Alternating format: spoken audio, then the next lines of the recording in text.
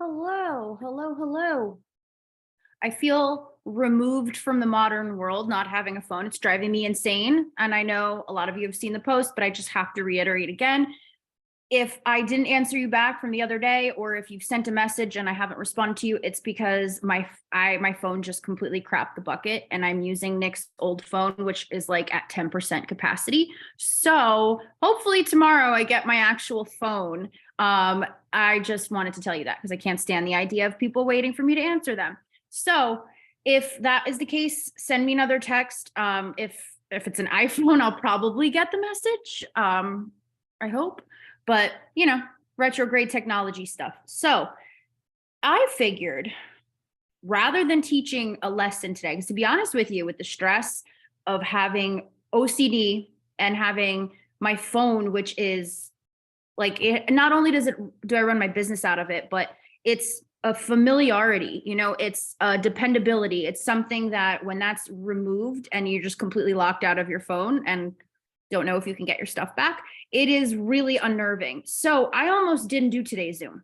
I was like, I can't think straight to like actually provide a lesson. And I was trying to go over, okay, well, if I did want to do it today, what would I do it on? And then I meditated to feel better. And I was like, okay, I'm going to teach the Zoom on meditation today. And here we are. So I want to know before we get into it, as you guys are right now, what do you think about meditation? What do you gather about it? Is it for you? Is it not for you? Tell me in the chat. What is your current idea of meditation, your current thoughts? It's great for everyone but me. I'm into it, but always fall asleep trying. I hear that really commonly as well. Like some people get really anxious from it. Some people get really sleepy from it. It's like does its job and relaxes you, but too much. Liz, what do you think makes it not good for you? What do you notice? Becca said guided meditation is best for me. I like guided meditation, but I'm so picky on it. Like I like guided if it's like I kind of like today, like I'm going to explain like how to do it or like a prompt on how to meditate. But if it's like someone speaking and like talking me through it, I can't focus. I can't. It's like all I can focus on is the voice that's guiding me. It's like audiobooks for me. I don't know why. It just doesn't sink in. But I know a lot of people who love guided meditation, like audio meditation. I find my own mind wanders. Yeah, where I have one specifically for that today too. I'm going to tell you about. I'm going to teach you 5 different types of meditations. So I love meditation. When I'm consistent with it, it helps me. I've learned that monkey mind is okay when it happens. Yes, that was the biggest thing for me too, which has made me okay with meditation. I used to hate it. I used to go against every fiber of my neurodivergent being. I struggle to keep the focus. I get bored or distracted. I can't get that clarity to tune out of my brains. We need to be doing this instead. Okay, that's something different too, because I bet you feel the same way about rest as well. Like I should be doing XYZ, or even if you're meditating, sometimes you can be like, why aren't I just resting rather than meditating? Right? So my goal for today is to make meditating fun. Because, like with a lot of things for us neurodivergent folk, when something is fun is when we tend to do it and tend to stick to it. So let's get into it. Now, I just wanted to Google, like, okay, what do the powers that be say about meditation? And right away on Wikipedia, first thing that comes up research shows meditation practices lead to greater emotional regulation abilities. Mindfulness can help people become more aware of thoughts in the present moment, and this increases self-awareness, which leads to better processing and control over one's responses to surroundings or circumstances. So, that being said, how do you guys feel about being more present? Because it's okay if that's terrifying. Like, it's okay. A lot of us in here too have a history of trauma, and sometimes like not wanting to have that level of awareness and self-analysis in that moment, that could feel overwhelming to us. So even though this practice is meant to help us unwind, some of us might know that it's meant to make you more aware, and that's kind of what you want to avoid. Anyone feel like that or can relate to that? Like if I'm just sitting there thinking about my problems, how am I not going to spiral into a big mess and not be able to have the rest, do anything the rest of the day? So we kind of either write off meditating as, like Liz, what you're saying is like, I should be doing this instead. Or we do the neurodivergent thing where if it's something that we know is good for us, but we're kind of dreading it, we just kind of push it off or don't connect with it fully. So my hope is to bridge that gap today. Okay, so first of all, I always unbrace and stretch and do some mewing breathing before I do my meditation, unless I'm meditating in bed before getting out of bed in the morning. Like in that case, I'll do it after. I was going to ask who needs a recap, but let's do a recap. So first thing for mewing breathing is amazing. So what I want you guys to do, try it with me. You're going to put your tongue to the roof of your mouth and try to flatten it out as much as possible. So I wish I could talk and do it too, but if you can see, your tongue should be all the way stretched because you're trying to flatten it to the roof of your mouth, okay? Sorry if it grosses anyone out. It's freaking me out looking at it on my screen. So when you're doing that, you keep your mouth closed. You don't have to like open it like mine. But that's the way your tongue should be resting, pressing up against the roof of your mouth. When you do that, breathe through your nose and tell me if you don't notice that your air is like clearer, if that makes sense. Like it feels like it goes like deeper or something. Try it with me. Such a difference. And if you do that, you notice like this part of your neck straightens out. Like my back and neck are completely scoliosed. So I don't think I'll ever get a fully straight neck. But if you touch your tongue to the roof of your mouth, it like strengthens the muscles down here, which helps over time as we start to lose collagen and stuff and our skin starts to sag. You want to have as much like internal, not that there's anything wrong with aging, but you want to have as much internal structure as possible just to, keep it going. So mewing helps, right? Someone said, well, it feels like having a nose strip opening my nasal passages. Yes. Okay. So the science behind this is we're supposed to be breathing that way. A lot of people have what's called poor tongue posture, which I didn't even know tongue posture was a thing, but ADHD, I found myself researching tongue ties because it's a thing. I didn't even know kids I thought being tongue tied was just an expression. Like I didn't think that that's a real physiological thing that happens that kids have to get surgery on usually to fix it. A lot of adults, as I've been reading, they're finding that a lot of adults have tongue ties that got missed in childhood. Did you know that if you have a tongue tie or anything's wrong with your connective tissue up here, that it affects all of the connective tissue in your body? Like it's really, really interesting. If you ever want a really cool rabbit hole to fall down, look up tongue posture. Be careful of the results you might get. But mewing helps open up the nasal passageways, and your nose is a whole, basically an air filter, right? Your nose hairs, your different sinuses and passageways and all of that it's intended to filter out the toxins in the air that you're taking in so that the air you're taking in is as clean and pure as possible. So you combine that with the tongue posture, opening up those airways, you're getting a lot deeper, cleaner, I guess, air that way. You're getting more pure oxygen deeper that way. So, yep, you spelled it right, Corley. So it's mewing, M-E-W-I-N-G. Isn't that like a Pokemon? I don't know. I feel like I always think of Pokemon whenever I say that. But yeah. So Mew, yeah, that's right. And there's like Mewtwo. Is that my old nerd is showing? So I freaking love Pokemon. I hated when they added the second generation. That really did me in. I didn't give a damn about any of those other Pokemon, just the original Pokédex. But I digress. So you want to do some mewing breathing. I try to remember to do that throughout the day as much as possible. Those of us with anxiety or with swollen jaw joints, especially from Hashimoto's, because the jaw is a very strong joint and Hashimoto's affects the joints.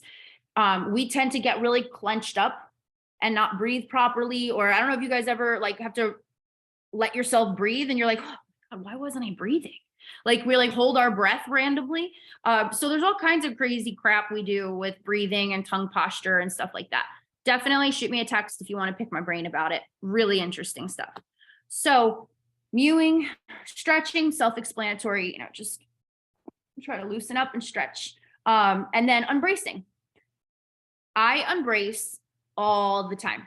I love it. I have the luxury of being in my home, so I don't look like a psychopath to people on the outside. But to be honest, if I worked somewhere, I'd probably still embrace the same amount.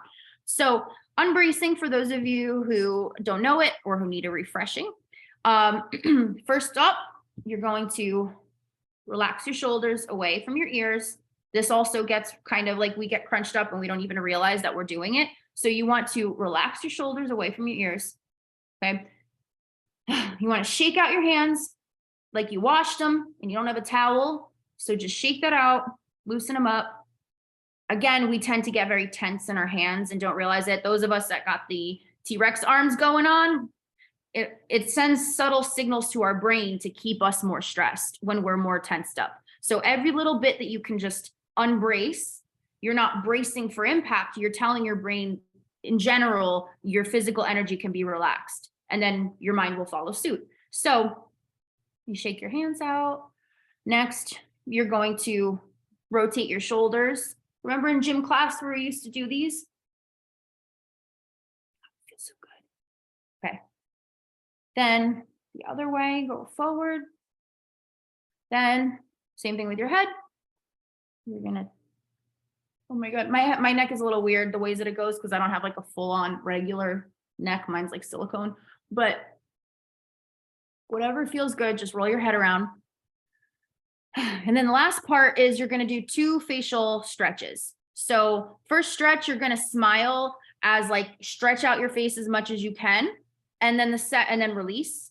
And then second stretch is going to be, you're going to raise your eyebrows up as high as they'll go, hold it, and then release. Okay. So release. You're going to look crazy. It's okay. All right. And then if you're like me, you get Botox, your forehead's not going to move much, but hey, I feel it inside. That's all that counts.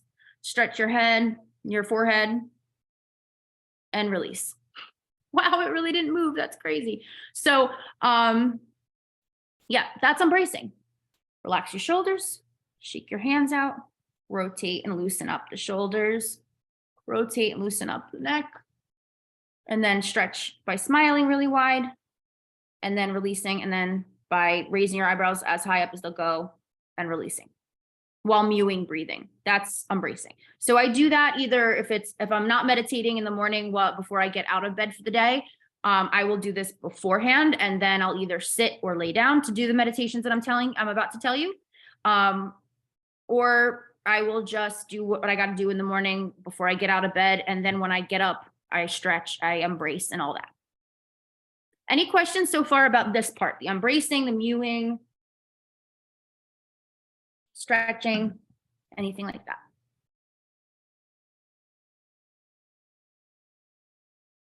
Okay, cool. So let's see. First, meditation, color imaging. So if you put a visual, and this might not be all of us, some of us are not big visual people. Like we can't really, to be honest, I didn't know that not everyone was like this until I started doing this more and like talking with people over the years and understanding that all of our neurodivergencies are different, right? So if you're someone who has a hard time with any of the visualizations of these meditations, these should still work even if you're not visualizing, but not this one, not this one or the next one. Those two are going to be particularly difficult if you can't visualize. So color imaging is you're sitting there, laying there, whatever, just comfy, and with your head back, so you don't have to support your head up. That's the most important part. Okay. So however you want to be sitting, laying, support your head. And then you want to imagine that the color around the air around you, like floating all around your body, has a certain color. You can pick whatever it is, pink, blue, doesn't matter. But this is just your visual cue. Okay. And then as you're doing your mewing breathing and you're laying there, I want you to envision this color cloud circling all around you. I want you to envision breathing it in, it going down throughout your whole body and out again. And that's the whole meditation. It could be for a few minutes. It doesn't have to be much, right? But it's the focused effort in thinking of the colorful like air moving around you, where it's at, where, you know, when it goes in your body. Like I get this little image of a magic school bus. You remember when they like shrunk down and went into someone's body? I feel like that reminds me of that. I don't know, but it's just about however you picture it. There's no right or wrong way to picture it. It's just the exercise itself is in taking that time out to push that vision of the air around you and get really present in that way. So I don't know. What do you guys think about that one? Especially my clients who are like, I feel like I can't focus, or I feel like I get bored. It doesn't have to be for like 15 minutes straight. I'd get bored too. It's just for a few minutes of this is better to just kind of get yourself present. Like this isn't one that I would do while laying down in the morning. I would probably do this if I'm just trying to get back to a baseline of calm during the day. This is like one that I did earlier when I was feeling really stressed. So it's really easy to do even if you're just sitting up, and close your eyes for a couple minutes. So, oh my gosh, I think that all the time.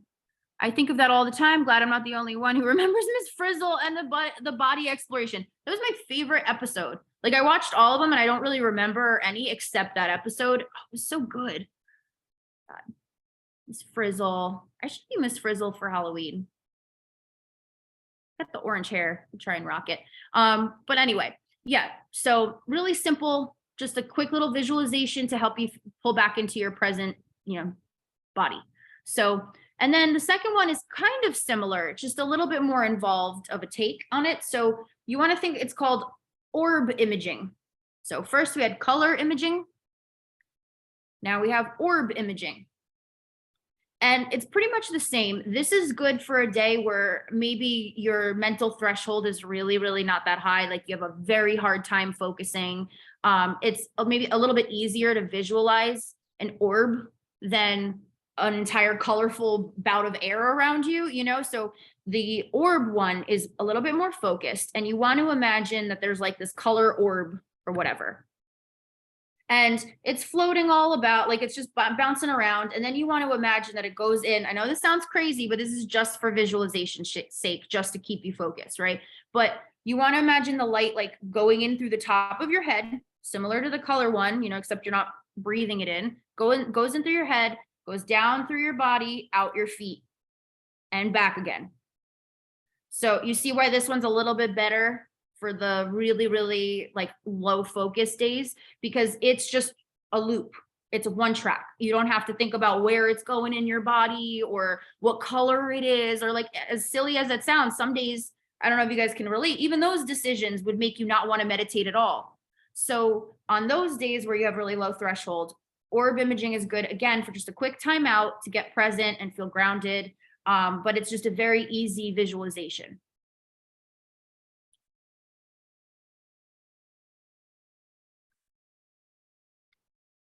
The next few ones are a little bit more involved. So these are really good for, someone say monkey brain before, is that what it's called? But it's like when you're meditating and you feel like you have all these thoughts coming into your mind and you feel like, I should be doing something else or whatever. You want to kind of capitalize on those feelings because you want to have that inner dialogue with yourself in those moments. Because I know that we think we need to quiet our brain when we're meditating. No, it's more to center your brain, to have that time out, to be present with your thoughts and stuff. So you have the relaxation, easy, no thinking kind of meditations. But I find that we strengthen our ability to sort through the issues if we're meditating on them. Okay. So if you're like not big into meditating right away, I would start with the first two. And when you feel like that's more of a comfortable practice, then maybe try one of these next three. Okay. So next one up is the asking why meditation. So allow the thoughts to come in. So you're gonna stretch, you're gonna do your embracing, your mewing breath, you're gonna sit or lay in a way that supports your head, that's comfy, right? And then you're just gonna take a couple deep breaths and wait for the first thought to come. When that first thought comes, you're then going to think in your head, what do I feel and why?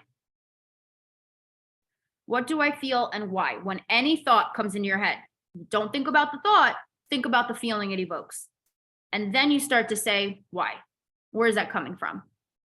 And you try to find the first time you ever felt that way. I've done this with you guys, some of you on calls before, right? Where I've said to you, okay, what do you feel? When do you think the first time you ever felt that was?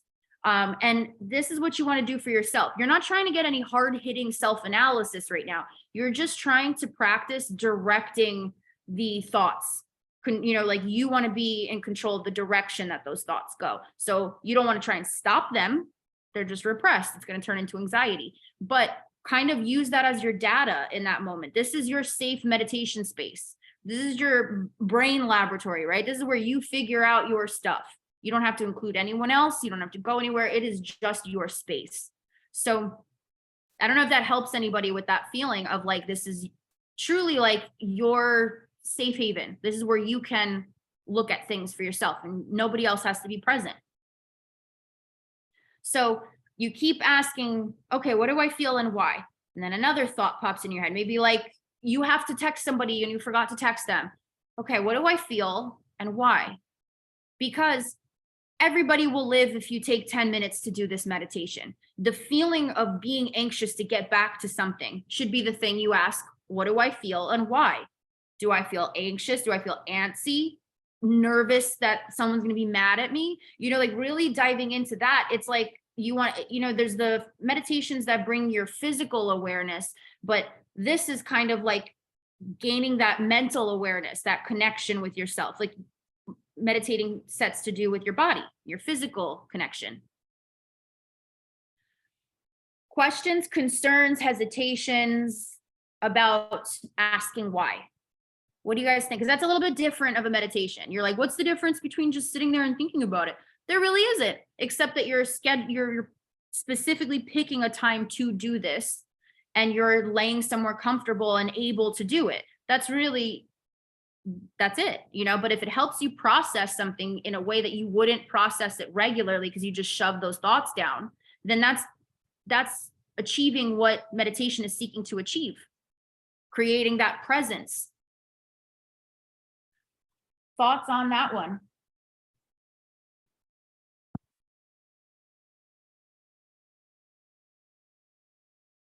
And aren't these surprising so far? Because I really never know how much people know about meditating or like what they've tried before. I thought it was like you had to sit there and go, and I'm like, that's cool for people who do that, but it's not going to be me, So thoughts on these ways of doing it? Tell me in the chat.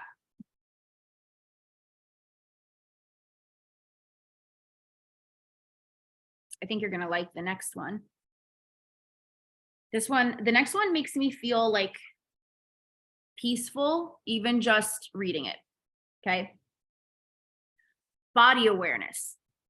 Another one that might not make anybody, like your first reaction may not be peacefulness from this, right? Like if you were to ask yourself, how would I bring peace upon myself? Being even more aware of your body probably doesn't sound like it's all that exciting, but it's different. We are so used to being aware of our bodies in negative ways, in how it looks, how it takes up space, how it performs, how much pain you're in, or how capable it is versus others. We are always having body awareness. So when you think about purposely creating body awareness in a meditation, it sounds awful, but it's actually to call more awareness to what your body feels in that moment physically. So you're laying down, sitting down, whatever. I want you to start with your toes, and I want you to, with your eyes closed, doing your mewing breathing, I want you to like draw your attention, draw your consciousness, your awareness, whatever, to your toe. Pick a toe, whatever. And you want to, like, as I'm doing it right now, I can actually I'm putting my attention on my big toe. I can feel the shoe around it. I can feel it resting on the bottom of the shoe. Okay, move up, next body part. Tops of the feet, let's say. And you would repeat the same thing for the tops of the feet. You would draw your attention to the tops of your feet. You'd be like, okay, I feel the shoe on the top of that. Do your breathing. I feel it connected to the rest of my leg. Like whatever you're feeling, you're just drawing your attention there. Then it goes up to the next part. And maybe you do ankles, shins, whatever, knees, what you decide. Because a big part of meditating is you have to follow your own process to a degree. So really just drawing your attention to currently what the physical part of your body feels like, is experiencing, etc. By the time you get up to your head, that one might make you fall asleep if you keep going. Like that's a really good relaxing one. If you're needing help coming, like if you're feeling a little keyed up and you want to tone it down, especially at night, great for that. Like I could put myself to sleep just doing that. If I can't fall asleep, a lot of times I'll do that meditation, because by the time I get to probably like my hips, I'm so like blissed out, ready to go to bed. So, oh, I missed something from the last one. I'm so sorry. The asking why is really, really good to do before you have some journaling time. So this way, whatever questions or feelings or whatever you've kind of delved into in your meditation, you can just put it right on paper, and maybe you can keep that going and kind of dive deeper into that. It also helps to get it out of your own head and just put it on paper and be able to move on to the next chapter for the day. So if you're doing the asking why one, asking why mentally one, then try to journal a little bit and brain dump after. So body awareness. What do you guys think of that one? Tell me in the chat. Yasmin, I like to do all kinds of different meditations. I like the asking why one. When I wrote that down, I was like, I feel like Yasmin's gonna love that one, especially if it's in the middle of the day and I'm feeling anxious. I think it'll help me figure out what's bothering me so I can work through it. Yeah, and you'll also start to see patterns, and you'll see that things are kind of different but kind of the same, and you'll be able to call them out as your own triggers. You know, you'll be able to see them from a mile away. You'll be able to create plans around them. You know, so yes, you're supposed to spend that time meditating to become like to quiet your mind, but not really. You're just supposed to make your mind more present to what it is that you want to work through. And that helps on the emotional side of things in terms of meditating. Great point.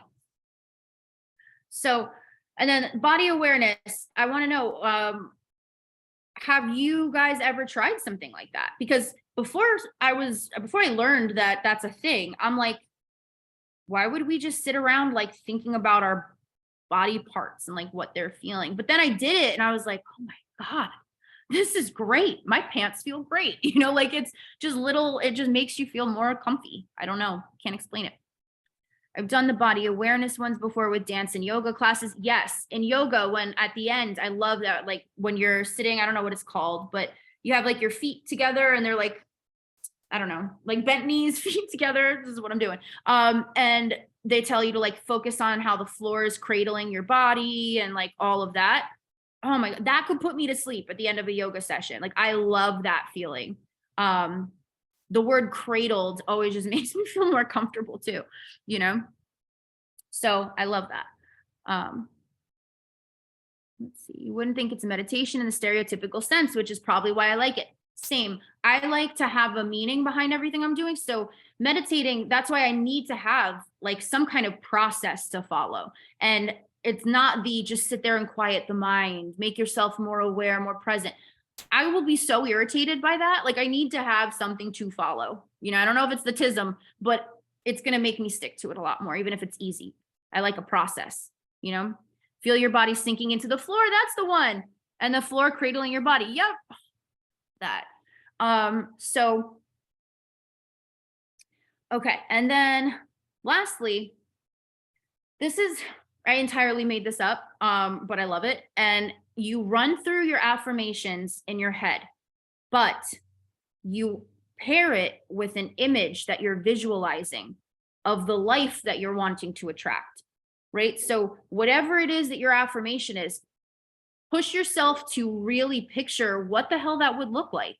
What would that, what that would include? Where would you be? None of it has to be like, you don't have to stick to that just because you thought it, that's what has to happen. It's essentially like daydreaming, essentially, but you're doing it with purpose. So let's see, something I'm affirming. I am affirming that I am one of those people who feels the best when they're pregnant and loves being pregnant. Like one of those wackos that like loves it. Cause I know they exist. I've had clients that are like that, you know?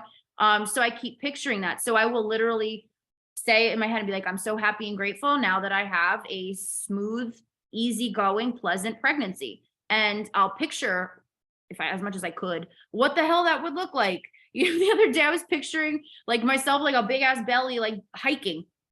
I don't know. I'm not going to want to hike probably, but I don't like to. I like hiking. I just don't get to the hiking trail.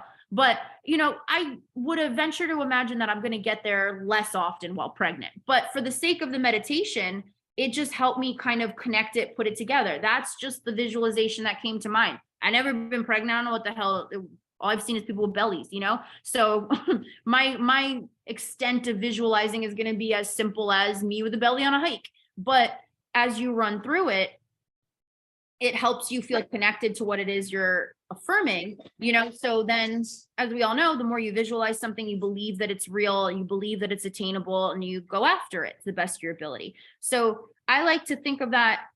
I'm killing two birds with one stone when I'm meditating in this way. This is the one I do in the morning, typically when I'm before I get out of bed, is I'll run through my affirmations and I'll visualize them in my head as well. And it just kind of feels like a good jump start to the day. So nice little combo. It also, I feel like assigning the visualization to each affirmation too makes it feel like it's something more than just saying out loud something that you want to happen. You know, like you're actually taking that time to not just say you want this, but think about what that includes. I've even done this and I found things that I didn't want to attract in the past by really picturing what that would be like. And I've changed my affirmations, you know, so having that little powwow time with what it is you really do want and visualizing that, if not for, you know, if you don't believe in the law of attraction stuff, at least it's going to give you a shot at the day that's just has you more connected to like what's possible. So thoughts on that one?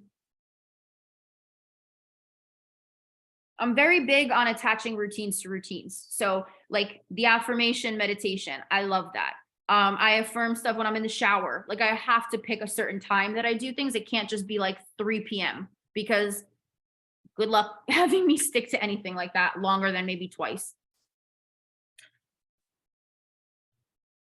So question, what do you guys find makes consistency the hardest for you? Like if you learn a tool that you really like, you know, and that you feel like works for you, because this happens with all of us ND people as well.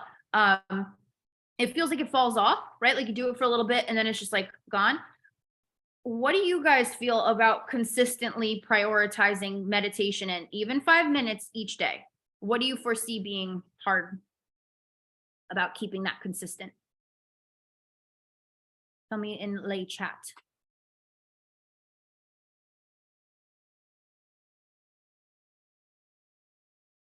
I keep reading your comment, Chelsea, and I keep getting more and more calm every time I read it. Feel your body sinking into the floor and the floor cradling your body. I swear I wanted to take the yoga classes just for that, the cool down at the end. Has any of you done hot yoga before? That cool down with that whole thing at the end of hot yoga. I never want to leave here. You know, like don't let me out of here. Let's see what you guys are saying. I feel like I haven't figured out what keeps me from maintaining routine, honestly. Yeah. I think that's valid. It could just be like ADHD because I don't have an explanation. I view it as having the flexibility to realizing that, oh shit, I fell off with that. Let me just get back to it, you know, because I think otherwise we have a lot of shame in not having that consistency, even if we like something or it's good for us. We kind of internalize it to be like, why can't I stay on top of it? But I don't know why either. That was the point of my question. You know, it's great, but it's a trick question in that all you can have is the flexibility to try to remember to do it regularly and give yourself grace if it's not every single day or it is 3 days in a row and then 2 days off and then a week straight, you know, like it doesn't matter. We're all human. The goal is to think of it as a viable tool at your disposal each day. You can always, that's what I love about meditating is that is always my available safe space and time.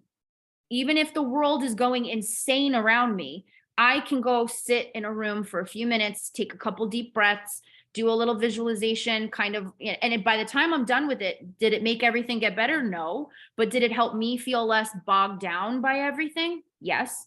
Still got to fix the problem, still got to deal with it when I get up from meditating, but it is always a tool that's at your disposal, whether you want to make it an everyday practice or whether you want to, like, because you schedule it, or whether you want to make it an everyday practice because it's something you lean on for stress management as stress is happening. The only consistency that exists is the consistency that serves us, right? We can't force ourselves to be consistent and stuff. We just got to kind of go around it and see what still gets the job done. So remembering to do it at all. I feel like I'd be better if I had a little printed sheet by my nightstand or on my mirror to remind myself, like I need to have a physical visual prompt. Usually I would say, we think we need that, but I know you and I know you love having your resources. So maybe try that out. Maybe put a sticky note, like on your bedside table or something like that. And then remember to meditate before bed. Like you have your sticky note on the table and it says meditate before sleep. And there you go. And then that kind of starts a routine and it builds off of that. And that might be going well for months and completely fall apart for no reason at all. That's what I mean. Sometimes we just got to get back into the swing of things. Some things are not meant to be for us to do every single day forward, even though we'd want to. If my routine is off one day, like I overslept, I get all messed up. Yep. Neurodivergent life. Like I once meditated every day for 3 months and then I overslept and didn't do it once. So then I just stopped. Yes, it's momentum disruption for sure. I mean, it's the same mechanism. If you think about people who get into these very, very like intense diets, they're all gung ho in the beginning. They're like, this is great. Anyone who's done a call with me to get into this program knows I try to squash that fake motivation right away. This is not that. So it's kind of the same thing. Like, it doesn't have to be the all or nothing, but it does affect us when something isn't sustainable every single day. So factoring that in, what if you had like a couple different times that could be for you to meditate? Because you need that structure, you're saying, you like to have that routine and stuff. So what if you develop a routine out of like plan A, B, and C? And plan A is everything's honky-dory. I meditate at the same time that I usually do. Great. Plan B is I meditate in the morning before I get out of bed if I'm going to have a busy day or I don't know, I'm not home that day or whatever. And just kind of figure out 3 different options for yourself that still feel like you could be adhering to something, but give you a little bit of flexibility in the circumstances of that day and how they might affect the consistency. Does that make sense? Because all of us really, really, really give a damn. Like we really do about so much. Like we are very much driven, and like if we weren't like that, we wouldn't be on a Zoom on a Wednesday night. You wouldn't be talking to us, me, your coaches, things like that. We're all here because we give so much, of a damn about this. So I think having that strict guide on or I don't know what word I'm trying to say right now, that strict regulation on yourself to do it this way all the time, it screws it all up. Done is done. So however it can be easier for you to get it done. All right, awesome. So I hope that this was helpful. I felt like it was going to be way too short. It's 8:40 somehow. But I would love to know your feedback. If you try any of these meditations, I would suggest trying them a few times and seeing overall what you notice after you've tried them a few times. Your first time might still be frustrating. It might not do anything for you, but really try the magic is in the setting aside the time for it. That's really it. If you can do that, then half the job of meditation is done. So, and if you need any help, shoot me a text. Even if you work with a coach only, you all have access to me as well. So maybe wait a day if you want to shoot me that profound text until I have a reliable phone. But I'm here, eager and happy to help. Okay. So, I sent a message. See a private message. Do you have these examples written down? Okay, you know what I can do? I will put my notes from the Zoom in the comments of the recording. So I'll try to make them more legible and then I will post them in there so you can see them all coinciding. All right. Enjoy your night, guys. And love y'all. So bye.